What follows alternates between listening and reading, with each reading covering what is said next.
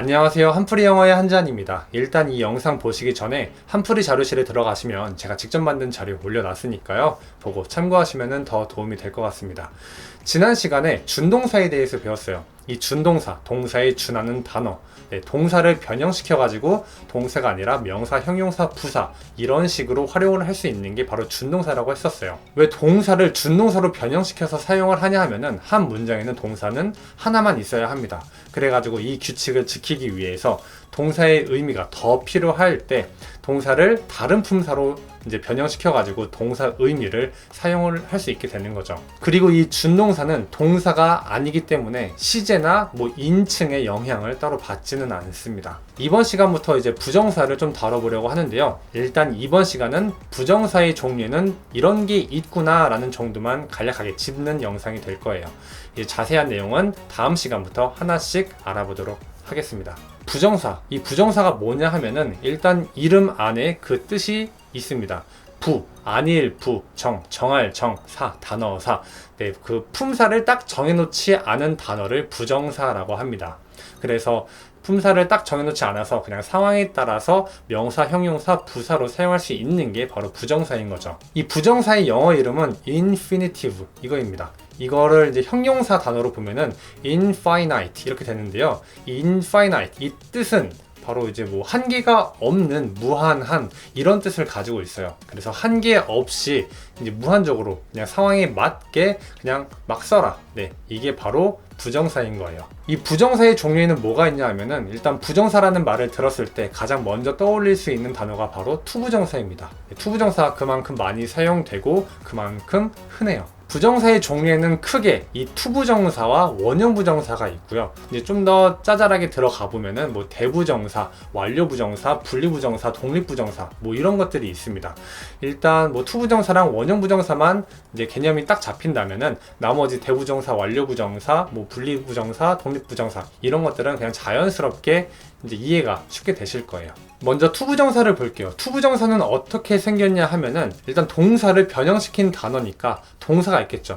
동사 원형 앞에다가 to를 붙인 게 투부정사예요. 투부정사는 to 플러스 동사 원형 이렇게 생겼습니다. 그리고 이 투부정사는 명사, 형용사, 부사로 사용이 될 수가 있어가지고 이제 학교나 학원에서 여러분들이 공부를 하실 때 투부정사의 명사적 용법, 형용사적 용법, 부사적 용법 이런 것들을 공부하시게 될 거예요. 그리고 원형부정사를 볼게요. 이 원형부정사는 우리는 그냥 흔하게 동사 원형이랑 똑같은 거다 이렇게 공부를 하시기도 하는데 엄연히 따지면은 좀 달라요.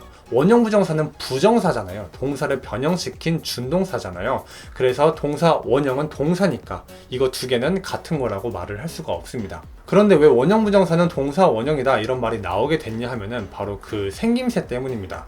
이 원형부정사가 어떻게 생겼냐 하면은 바로 투부정사에서 투가 없는 게 바로 원형부정사예요. 그래서 투 플러스 동사 원형에서 투가 없는 게 원형부정사니까 그래서 원형부정사는 동사 원형이다 이렇게 보이게 되는 거죠. 이 원형부정사의 영어 이름은 bare infinitive 이렇게 되는데요. 이 bare 이 뜻은 벌거벗은 이런 의미를 가지고 있어요. 그래서 이 원형부정사는 투부정사에서 이제 벌거벗어서 투를 벗어서 동사 원형만 남아가지고 이 동사 원형 이 원형부정사라는 이름을 가지게 되는 거예요. 그리고 원형부정사는 투부정사처럼 똑같이 명사, 형용사, 부사 역할을 할 수가 있어요. 그래서 상황에 따라서 주어 자리에도 올 수 있고 목적어 자리에도 올 수 있고 보어 자리에도 올 수 있고 형용사 자리, 부사 자리 다 올 수가 있는 겁니다. 자세한 내용은 앞으로 하나씩 알아볼 거니까요. 대략 이런 개념이구나 라는 것만 짚고 넘어가시면 됩니다. 그리고 대부정사가 있어요. 대부정사는 뭐냐 하면은 일단 우리가 문법풀이 두 번째 영상에서 품사를 다뤘었는데요. 품사 중에서 명사랑 대명사가 있었죠. 명사는 우리가 지칭할 수 있는 그 무언가 그게 바로 명사고요. 대명사는 그 큰 대가 아니라 대신하는 대라고 말씀을 드렸었어요.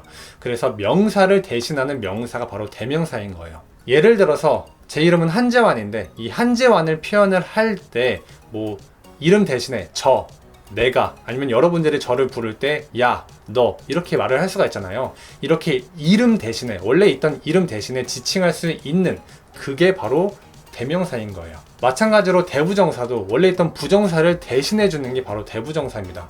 이렇게 대신해서 쓰는 이유는 계속 똑같은 거를 반복하는 걸 피하는 거고 또 쓸데없이 길어지는 거를 좀 간략하게 간결하게 줄이기 위해서 사용을 하는 거예요. 이 대부정사도 앞으로 공부하면서 조금 더 자세히 다뤄보도록 해볼게요. 그리고 완료부정사라는 것도 있어요. 완료부정사의 이 완료는 우리 들어본 적이 있었죠. 바로 완료 시제 때 들어봤었는데요. 특정한 한 시점 이전부터 시작해가지고 특정한 시점에 완료하는 게 완료 시제였어요. 완료 부정사도 비슷해요. 완료 부정사가 사용된 한 문장이 있다면 그 문장도 하나의 시제를 가지고 있을 거예요.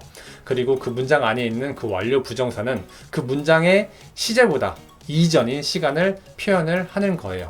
그리고 독립부정사가 있어요. 독립이라는 말은 우리는 흔하게 뭐 집에서 독립했다 하면은 그냥 나가서 사는 거잖아요. 아예 떨어져서 사는 겁니다.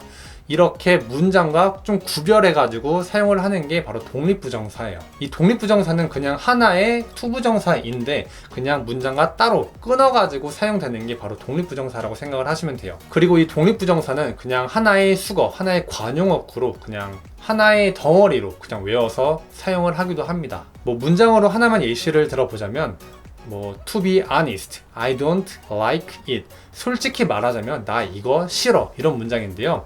이렇게 이 문장은 콤마로 나뉘어져 있어요. 네, 솔직히 말하자면 이거는 문장에 있어도 되고 없어도 되는 그런 문장이에요. 그래서 그냥 독립을 했다고 표현할 수가 있는 거죠. 그래서 독립을 했으니까 이 to be honest는 이 문장 앞에 있어도 되고 문장 뒤에 와서 사용이 될 수도 있는 거예요. 그리고 마지막으로 분리부정사를 보자면 분리는 독립이랑은 좀 다른 말이죠. 독립은 아예 나가서 산다면은 분리는 그냥 한 아파트에서 각 방을 쓴다 이런 의미가 될 수도 있을 것 같아요. 그냥 같은 공간 안에서 좀 떨어져 있는 거죠. 문장으로 하나만 예시를 들어보자면 너 정말로 이거 먹어야만 돼 라는 문장을 만들어 보면은 You really have to eat it 이런 식으로 표현을 할 수가 있어요. 이 문장 안에서 투부정사는 to eat 이렇게 있습니다. 이거를 이제 분리를 시키는 거예요. 어떻게 분리를 시키냐면은 앞에 있던 really 이 정말 이 단어를 투부정사 사이에다가 넣어버리는 거예요. 문장으로 보면은 you have to really eat it 이런 식으로 표현이 되는 거예요. 이렇게 투부정사를 떨어뜨려서 분리를 시켰다 해가지고 분리부정사 이렇게 이름을 지었다고 합니다. 그런데 이게 좀 논란이 있어요. 어떤 사람들은 이렇게 분리를 시켜도 문제 없다라고 하는 사람도 있고 이거를 분리를 왜 굳이 시키냐 또 이거는 말도 안 된다라고 하면서 그냥 이거는 잘못된 거다라고 말하시는 분들도 있어요. 그래서 어떤 게 맞고 어떤 게 틀리다 이건 정답이 아직까지는 확실히는 없는 것 같아요. 그런데 분리부정사라는 것도 있긴 있다라는 거를 여러분들께 언급을 하면 좋을 것 같아가지고 이렇게 말을 해봤습니다. 이번 시간엔 이렇게 부정사의 종류는 이런 것들이 있구나라는 것만 간략하게 짚어봤어요. 이제 다음 시간부터 하나씩 자세히 짚어보는 시간을 가져보도록 할게요. 이번 시간은 여기까지고요. 그러면 다음 시간에 봬요.